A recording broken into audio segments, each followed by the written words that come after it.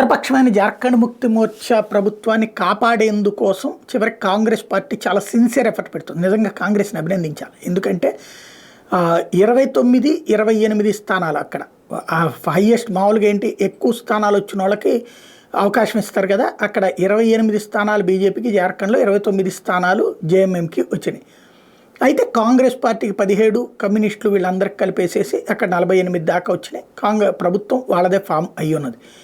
ఇప్పుడు Hemant Soren ED arrest చేసినటువంటి తర్వాతన పార్టీ మారేటటువంటి ఉంటారు, ఎక్కడ బీజేపీ లాక్కెళ్ళిపోతుందన్న భయంతో మొత్తాన్ని తీసుకొచ్చి ఇప్పుడు తెలంగాణని ఒక షెల్టర్ జోన్ అనాలా, లేకపోతే కనుక సేవింగ్ జోన్ అనాలా, లేకపోతే కనుక రక్షణ కవచం కిందకు మార్చుకుంది. అంటే జేఎంఎంకి ఇక వేరే ఎక్కడా లేదు కదా. అందుకని జేఎంఎం ప్రభుత్వాన్ని కూలనీయకుండా చూడటానికి అక్కడ చంపా సోరెన్ని ముఖ్యమంత్రి అయిపోయాక ఆయన బలపు నిరూపణ అయ్యేదాకా కూడా అక్కడ ఎమ్మెల్యేలు అందరూ హైదరాబాద్లోనే ఉంటారు.